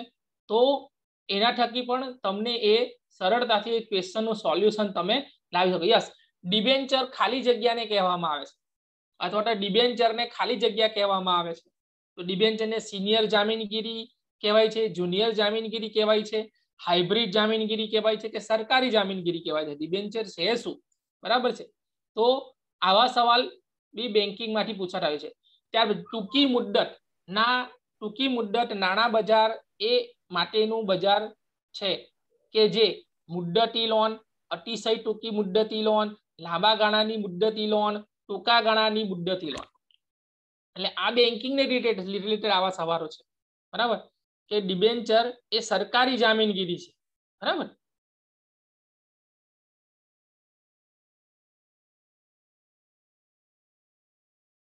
યસ. પછી બેન્કિંગ સિસ્ટમમાં અત્યારે તમે જો આપણે હું તમે તમારા ફાધર અથવા તો ઘરમાં મમ્મી કે મોટા ભાઈ હોય બેન હોય તે, બરાબર છે, લોનના ઈએમઆઈ આપણે ભરતા હોઈએ છીએ. ટીવી લીધું હોય અને ઈએમઆઈ પે કરતા હોય, કાર લીધી હોય ઈએમઆઈ પે કરતા, ઈએમઆઈ એ ઈએમઆઈ ઈસીએસ થયેલો હોય, ઈસીએસ કરાયું હોય એટલે કે આપણા ખાતામાંથી એના પૈસા ભરાઈ જતા હોય છે. તો ઈસીએસ એટલે ખાલી જગ્યા. તો ઈસીએસ નું પૂરું નામ શું? ઇલેક્ટ્રોનિક ક્લિયરન્સ સિસ્ટમ, ए आ, B electronic credit system, C electronic channel system, D electronic clearance service. બરાબર. ईसीएस નું પૂરું નામ છે, ત્યાર પછી ईएमआई નું પૂરું નામ છે. બરાબર. તો તમને એટલો ખ્યાલ આવો કે ભાઈ ईसीएस એટલે કે આપણે ઓનલાઈન હપ્તા ભરીએ છીએ તે. તો ઇલેક્ટ્રોનિક ક્રેડિટ સિસ્ટમ કે ઇલેક્ટ્રોનિક ચેનલ સિસ્ટમ તો નહીં આવે. તો આવે શું? તો કે એ ઇલેક્ટ્રોનિક ક્લિયરન્સ સિસ્ટમ અથવા તો ડી ઇલેક્ટ્રોનિક ક્લિયરન્સ સિસ્ટમ. બરાબર છે. આ બેમાં સિસ્ટમ અને સર્વિસ જોજો બંને વસ્તુ છે. એટલે ECS is not service, is system. એટલે ઓપ્શન એ આપણો જવાબ હોઈ શકે કે ઇલેક્ટ્રોનિક ક્લિયરન્સ સિસ્ટમ એ ईसीएस નું પૂરું નામ છે. સવાલ આવા પૂછાય. યસ. ડિફર્ડ શેર ખાલી જગ્યા તરીકે ઓળખાય તો ડિફર્ડ શેર કઈ રીતે ઓળખાય છે? સ્વીટ શેર્સ, ફાઉન્ડરના શેર્સ, પસંદગીના શેર્સ, ઇક્વિટી શેર્સ. બરાબર છે. તમે જો તમે ઇક્વિટી શેર મૂડીનું ચેપ્ટર ભણ્યા હશો તો એમાં તમને ડિફર્ડ શેર આવી ગયા હશે, પછી સ્વેટ શેર આવી ગયા હશે, ઇક્વિટી શેર આવી ગયા, પ્રેફરન્સ શેર આવી ગયા, ફાઉન્ડર શેર આવી ગયા. બરાબર. હવે જો કોઈ કોમર્સ નો સ્ટુડન્ટ જોડાયું હશે તો ડિફર્ડ શેર ખાલી જગ્યા તરીકે ઓળખાય છે. જો એ ચેપ્ટર એના મગજમાં હશે અથવા તેને રીડિંગ કર્યું હશે તો એ સવાલ એને તરત આવડી જશે કે ભાઈ સ્વેટ શેર આવે કે ઇક્વિટી શેર આવે, એ એને આઈડિયા આવી જતા હોય છે. બરાબર. એટલે સવાલો આવા પૂછાય છે. આપણે બધું વાંચવાનું નથી પણ એમાંથી ઇમ્પોર્ટન્ટ જે વસ્તુઓ છે યસ એ વાંચવાની છે. યસ. ત્યાર પછી IMFS એવું જ બીજું નામ IMPS નું પૂરું નામ જણાવો. હવે IMF નું ટૂંકું નામ કદાચ તમને ખબર, ઇન્ટરનેશનલ મોનિટરી ફંડ. બરાબર. એવી જ રીતે IMPS નું પૂરું નામ અહીંયા 4 ઓપ્શન આપેલા છે. International money payment system, intermediate payment service. બરાબર છે. International payment system. હવે બી અને સી જે હું બોલ્યો છું તે તો IPS એ બે નામ થયા એટલે કે 3 જ લેટર્સના નામ છે. ડી બોલું છું ઇન્ડિયન મની પેમેન્ટ સિસ્ટમ. એ ઓપ્શન શું હતો? International money payment system and D Indian money payment system. તો આ બેમાંથી કોઈ એક એક્શન આપણો હોવો જોઈએ, આપણને ખ્યાલ હોવો જોઈએ. બીજું RTGS NEFT ના પૂરા નામ જણાવો. આ બેંકિંગમાં આવા સવાલો તમને વધારે આવશે. RTGS NEFT. બરાબર છે. બીજી ઓનલાઈન બેન્કિંગ સિસ્ટમમાં આપણે કોનો સમાવેશ કરીએ છીએ? ડિજિટલ પેમેન્ટથી આપણે જે પૈસા ચૂકવીએ છીએ, નેટ બેન્કિંગથી આપણે જે પૈસા ચૂકવીએ છીએ. બરાબર છે. એમ પાસબુકનો આપણે જે યુઝ કરીએ છીએ. તો એમાં તમે જોજો RTGS કે NEFT માં તમે એમાં તમારે ઇમિડિયેટલી જો પૈસા ચૂકવવા હોય તો તમે RTGS કરી શકો છો. NEFT 24 અવર્સમાં તમે પૈસા પે કરી શકો છો અથવા ટ્રાન્સફર કરી શકો છો અને એના બી રેટ ઓફ ઇન્ટરેસ્ટ હોય છે. એટલે આવા સવાલો તમને પૂછાતા હોય છે. યસ. SEBI નું પૂરું નામ security exchange board of India. એ ખાલી જગ્યા છે. તો એ બેંક છે, એ વીમા કંપની છે, એ નિયંત્રિત સંસ્થા છે, રેટિંગ ક્રમ સંસ્થા છે. ઇંગ્લિશમાં જોઈ લો કે a bank and insurance company, a regulatory agency or rating agency. તો તમે શું કહેશો એને? તો કે સેબી બેંક નથી, સેબી ઇન્સ્યોરન્સ કંપની બી નથી, સેબી એ કોઈ રેટિંગ સંસ્થા નથી. Yes, it's call a regulatory agency. Yes, એ કોઈ નિયંત્રિત સંસ્થા છે. કોને નિયંત્રિત કરે છે? બરાબર છે.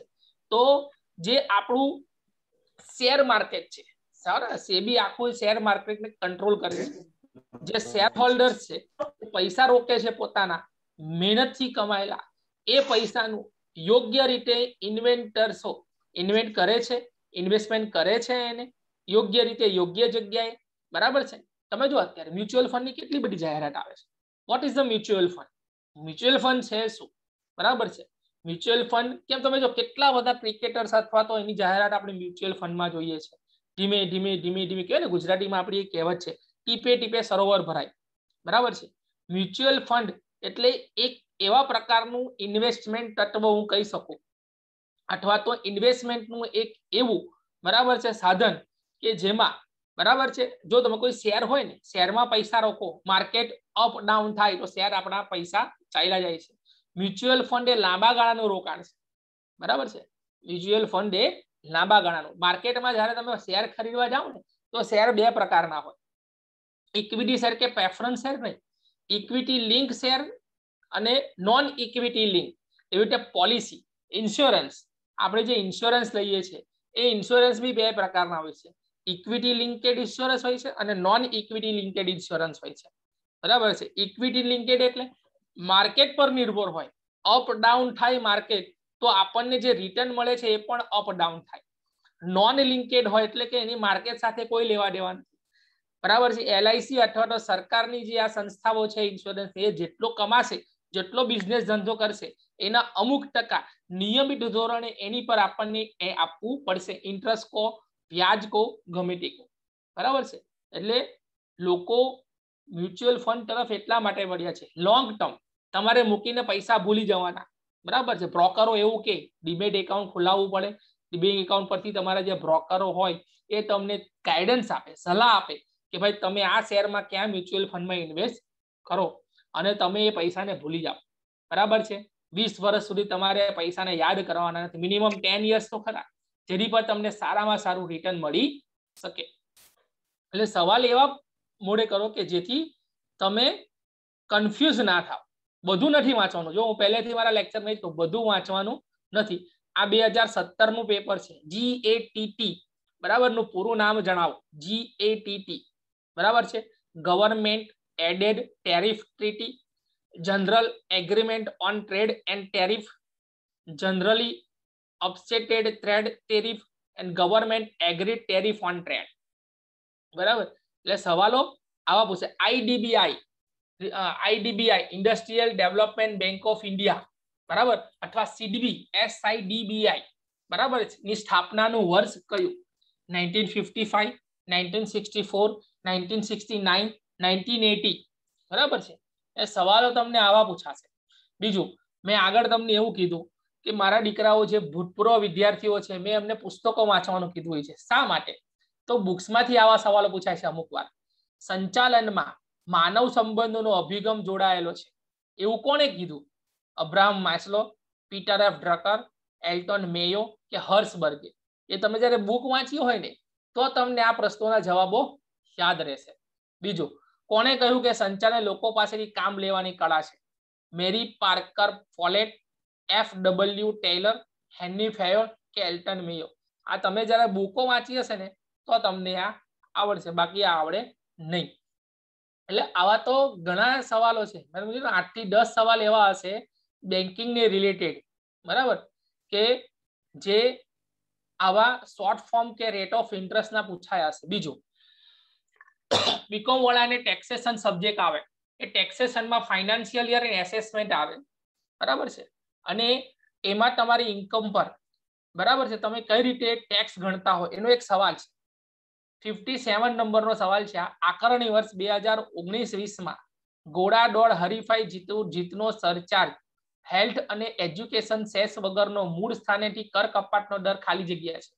બરાબર, 10%, 15%, 20% કે 30%. તો એટલું યાદ રાખવાનું કે આપણા ઇન્ડિયન ઇન્કમ ટેક્સ લો પ્રમાણે તમે જેટલી બી હરીફાઈમાં પૈસા કમાયા છો, એ ગોળાદોડની હોય, એ કરોડપતિમાંથી કમાયેલા પૈસા હોય, તમે જેટલી બી જીતની રકમ મેળવી છે એના 30% પૈસા સરકાર તમારી પાસે ટેક્સમાં કાપી લે છે. આ બધા કેવા છે? રેન્ડમલી જીકે ના સવાલો છે. પણ તમે એકદમ ફ્રેશ મને પરીક્ષા આપવા બેઠા હો ને તો એ તમને આવડે. બાકી તમે એકદમ માઇન્ડ તમારું ટેન્શન હશે ને, ટેન્શન વાળું, તો તમે એ સવાલોને સોલ્વ કરી શકશો નહીં. પહેલા પેપર કેટલા? મારે 2 પેપર આપવાના છે. કયા પેપરમાં કેટલા માર્કનું મારે કન્ટેન્ટ શેર કવર કરવાનું છે એ વિચારજો. બીજી વસ્તુ, દીકરાઓ, મારો ટોપિક આજે સાહેબે મને ફાઇનાન્શિયલ ને એ આપ્યો છે, થોડુંક હું સવાલો બીજી તરફ લઈ ગયો છું, પણ મારે તમને મને ખ્યાલ આવ્યો કે છોકરાઓને આ સમજાવવું જોઈએ એટલે મેં આ થોડું તમને વચ્ચે આ સમજાવ્યું છે. અને ખાસ એ જોજો, આપણે આપણી પીપીટી પર પાછા વળીએ છીએ. 2017 નું આ પેપર હતું, બરાબર. મેં કેટલાક સવાલો લીધેલા છે બેન્કિંગના ને એના. તમે સ્ક્રીન કદાચ જોઈ શકતા હશો, મેં શેર કરી છે, એમાં તમને દેખાતું હશે. સ્ક્રીન મોટી કરી દઉં છું.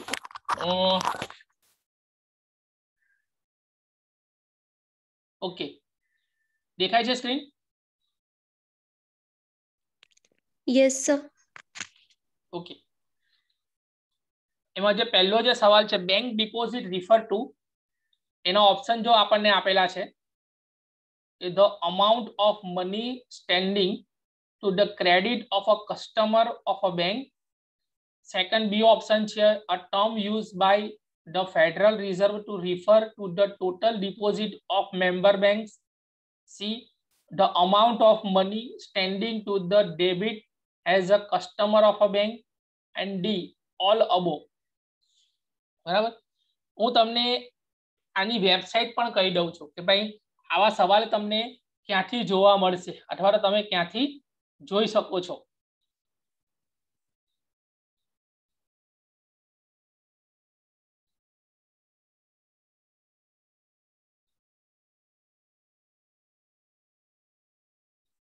वन मिनिट, साइट खुले છે.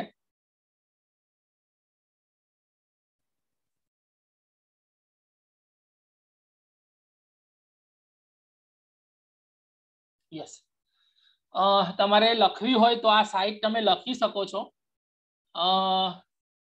info@avato.com,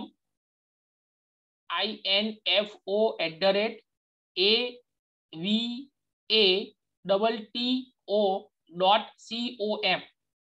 એની પર બેન્કિંગ યુજીસી નેટની એક્ઝામિનેશનના સબ્જેક્ટ વાઇઝ હજાર ક્વેશ્ચન આપેલા છે.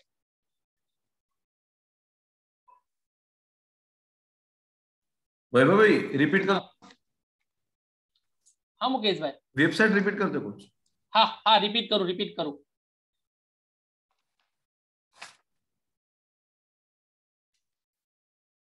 info@avato.com.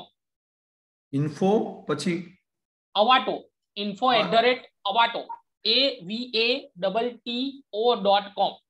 ઓકે ઓકે, ગ્રુપમાં હું છે ને એની એક લિંક બી મૂકી દઉં છું, પછી આપણો લેક્ચર ક્લોઝ થાય એટલે હું એની લિંક પણ મૂકી દઉં છું. લોટ ઓફ મટીરિયલ ઓનલાઈન, બરાબર. ઓનલાઈન એટલું બધું મટીરિયલ છે કે તમારે કોઈ પુસ્તક વાંચવાની દીકરાઓ જરૂરત જ નથી. શું કામ આપણે 800-900 રૂપિયાના પુસ્તકો પાછળ પૈસા બગાડી, બરાબર. આ 10 ક્વેશ્ચન મેં લીધા છે દીકરાઓએ આ ઓનલાઈન વેબસાઇટ પરથી જ લીધા છે, બરાબર. અને ઘણા બધા મારા જે સ્ટુડન્ટ છે એને તો હું આ જ વેબસાઇટ પરથી પ્રિપેરેશન કરવાની ભલામણ કરું છું. સલાહ નથી આપતો કે દીકરાઓ શું કામ પૈસા બગાડો છો એમ, બરાબર. એટલે એવું નથી કહેતો તમારી પાસે પૈસા હોય અને તમે એ બધી પ્રકાશનની પુસ્તકો વાંચો, ગુડ, બેટર, બરાબર. પણ ના હોય તો આવી વેબસાઇટનો ઉપયોગ કરીને બી દીકરાઓ તમે પાસ થઈ શકો છો, બરાબર છે. અઘરું નથી. ચાલો, ક્વેશ્ચન તમે જોયો હશે, કદાચ તમને આઈડિયા આવશે કે ભાઈ આ ક્વેશ્ચનનો આન્સર શું આવે, કદાચ જો હોય તો, બરાબર. એટલે આ મારો ઇન્ટેન્શન શું છે, ખાલી કે ક્વેશ્ચન આવા પૂછાશે, તમને એવું ગભરાવાનો નથી. અથવા તો ક્વેશ્ચનનો જવાબ તમને નહીં આવડે તો બી કઈ વાંધો નથી, બરાબર. પણ ક્વેશ્ચન તમે વાંચો એટલે તમને આઈડિયા આવશે કે ભાઈ અમને આવા સવાલ પૂછાશે.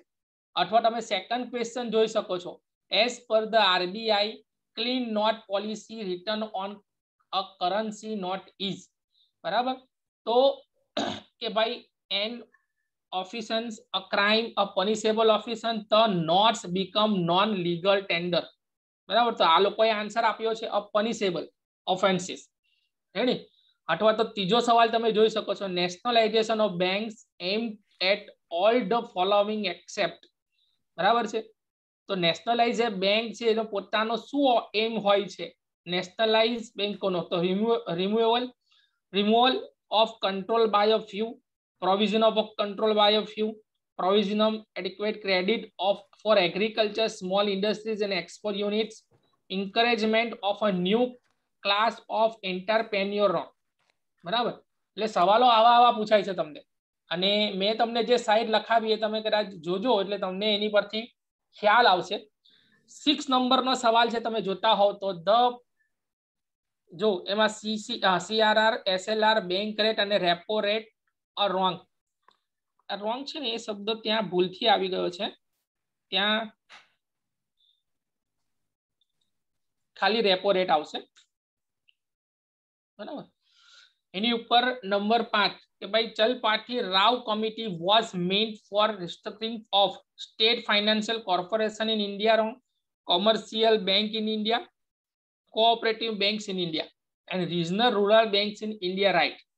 બરાબર, જવાબ છેલ્લો ડી એ રાઈટ છે, બરાબર. અંદર તમને આન્સરના જવાબ બી આપેલા જ હોય છે, કઈ રીતે તમે એનું સોલ્યુશન લાવી શકો. એટલે સવાલો આવા આવશે કે ભાઈ કઈ રીતે રિઝર્વ બેંક ઓફ ઇન્ડિયા, બરાબર છે, ટોટલી પોતાની મોનિટરિંગ એરિયાની જે બેંકો હોય છે. 7 નંબરનો ક્વેશ્ચન કર્યા તમે.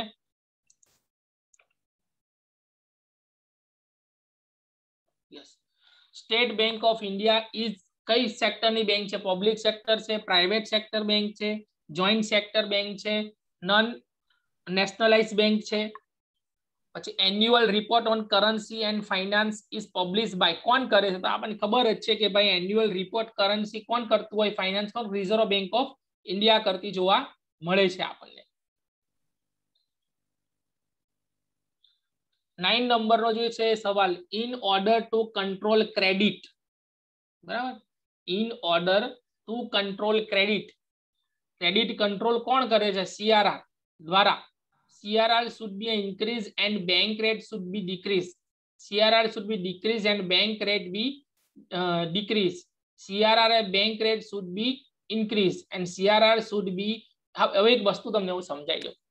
કેશ રિઝર્વ રેશિયો દ્વારા છે ને, જ્યારે સરકાર એટલે કે રિઝર્વ બેંક ઓફ ઇન્ડિયા એટલે કે RBI દ્વારા, બરાબર છે, જ્યારે કેશ રિઝર્વ રેશિયોમાં ફેરફાર કરી કે વધારો ઘટાડો કરવામાં આવે તો કેશ રિઝર્વ રેશિયોનો મેઇન હેતુ કે માર્કેટમાં કેશ જે ભંડોળ છે એનું રોટેશન થાય વધારેમાં વધારે પ્રમાણમાં. એટલે જવાબ અહીંયા આવી શકે સી કે CRR and bank rate schedule be increase.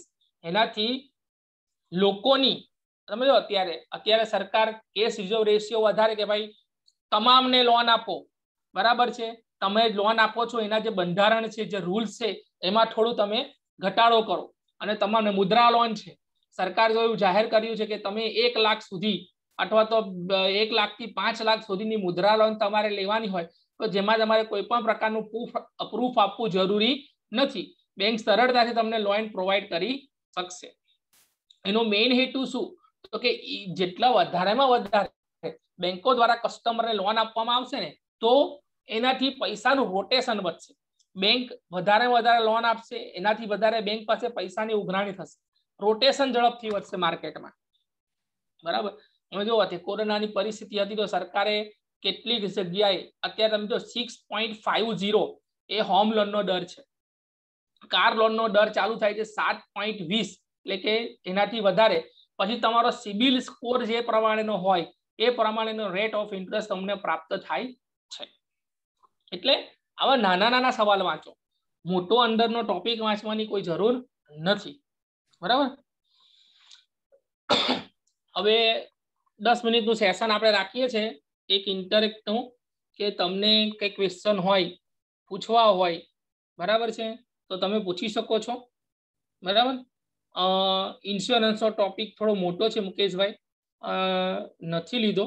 ઇન્સ્યોરન્સમાં થોડુંક વધારે બાળકોને સમજાવી શકાય તો એક મારી વિનંતી રહેશે કે કદાચ એકાદ લેક્ચર મળે તો આપવાની જોગવાઈ કરજો, બરાબર. બાળકોને કંઈક પૂછવું હોય વિદ્યાર્થીઓને તો 10 મિનિટમાં આપણે એક ઇન્ટરેક્શન એક સેક્શન રાખીએ કે 10 મિનિટમાં બાળકો કંઈક પૂછી શકે.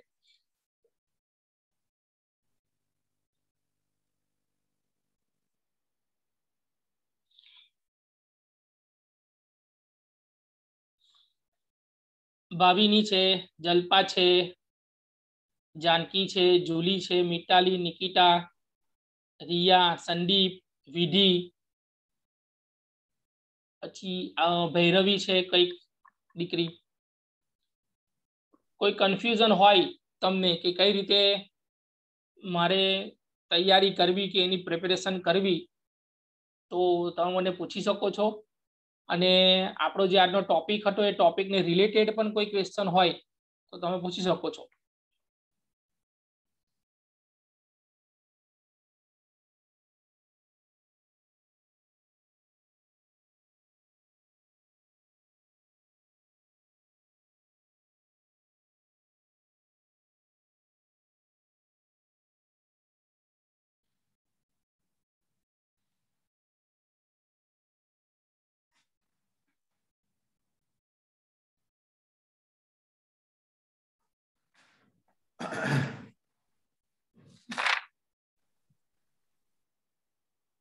છે કોઈ ક્વેશ્ચન વિદ્યાર્થીઓ? કે પ્રશ્ન છે તમારા બેટા? નો સર. ઓકે, તો આપણે નેક્સ્ટ સેશન ચાલુ કરીએ એવું તો. યસ સર હજુ આમાં કઈ બાકી રહ્યું છે કે પેન્શન ફંડ કેવું કે મ્યુચ્યુઅલ ફંડ એવું? ના, એટલે મેં છે ને જોયા છે સવાલ સર, એના થોડા સવાલ એના રિલેટેડ બહુ ઓછા પૂછાયા છે, એટલે હા યસ યસ યસ લીધો. બેન્કિંગ વધારે છે, બેન્કિંગ વધારે છે. બેન્કિંગ વધારે છે. ફાઇનાન્શિયલ માર્કેટ આમ તો ક્વેશ્ચન કેવા હોય છે લોકોના, તમને કહું સિમ્પલ, કેપિટલ માર્કેટ ના મની માર્કેટ ના ઇન્સ્ટ્રુમેન્ટ હોય ને એને ક્રોસ એ લોકો પૂછે, બરાબર, કે આમાંથી કયું ઇન્સ્ટ્રુમેન્ટ એવું છે જે મની માર્કેટ નું નથી એમ, બરાબર. એટલે એ તો એ લોકો વાંચે એટલે આવી જશે. તો પણ જસ્ટ મને આ જ્યાં સુધી આઈડિયા છે ત્યાં સુધી બેન્કિંગ ના જે સીઆરઆર ના બધા પ્રશ્નો છે ને ટિપિકલ હોય છે. દરેક વિદ્યાર્થી બેન્કિંગ ઉપર ખાસ ફોકસ કરજો તમારું. અને એનપીએ ના એક બે ક્વેશ્ચન અત્યાર સુધી આયા નથી કે યારે પણ એ બેઝલ પેલા નોર્મ્સ છે ને, બેઝલ 1 2 3 ને બધું એક વખત નજર મારી લેવાની, કારણ કે એટલું બધું ડિટેલમાં જવા જેવું નથી અંદર, કારણ કે જે ક્વેશ્ચન એ લોકોનો ફોર્મ હોય છે ને એ હવે તો સીધા ક્વેશ્ચન પૂછતા જ નથી, જો કે એ લોકો સ્ટેટમેન્ટ વાળા વધારે એક છે ને, એક જ મિનિટ, નાબાર્ડ NABARD નાબાર્ડ, નાબાર્ડ વિશે બી એ થોડુંક એ લોકો વધારે પૂછે છે. પણ અહીંયા એક 89 નંબરનો ક્વેશ્ચન છે 2017 ના પેપરમાં, નાબાર્ડ એટલે શું, એટલે કે નાબાર્ડ નું ફૂલ ફોર્મ, બરાબર, એ પૂછ્યું છે એમને કે ભાઈ national board four agriculture and rural development, બરાબર. એટલે તમને એવા 4 ઓપ્શન આપશે કે જેમાં તમે કન્ફ્યુઝ થઈ જાઓ, પણ તમારે એક કામ પહેલા કરવાનું છે કે દરેકના ફૂલ ફોર્મ તમારે કમ્પલસરી રીડ કરી લેવાના, અથવા તો તમે તમારી એક નોટ એવી બનાવો કે જેમાં ઘણી બધી આપણે ચર્ચા કરી, અથવા તો એવા કેટલાક બેન્કિંગને લગતા જે નેમ છે જે તમે ઝડપથી શોર્ટ નેમ આપેલા હોય ને, ઝડપથી તમને એના ફૂલ નેમ આવડી જાય, એ કઈ રીતે તમે તૈયાર કરી શકો. ઓકે, તો આપણે નેક્સ્ટ સેશન પર જઈએ, બરોબર સર. અને સર દરેક વિદ્યાર્થી પોતાનો ફોન લઈ અને સ્ક્રીનશોટ લેજો. સર આપણે પણ વિડિયો ઓન કર્યો, સર આપણે સેલ્ફી લઈ જઈએ.